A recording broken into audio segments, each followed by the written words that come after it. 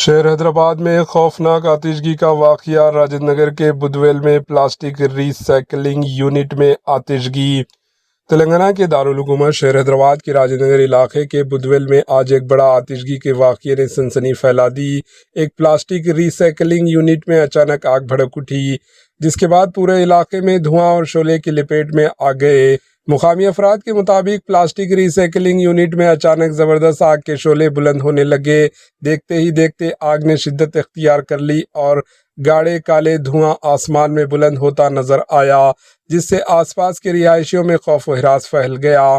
آگ کی اطلاع ملتے ہی فائر بریگیڈ کی ٹیمیں موقع پر فوری طور پر پہنچ گئی۔ فائر بریگیڈ آگ پر قابو پانے کی کوششوں میں مصروف ہے۔ پلاسٹک کا سامان ہونے کی وجہ سے آگ کو بجھانے میں مشکلات پیش آ رہی ہے۔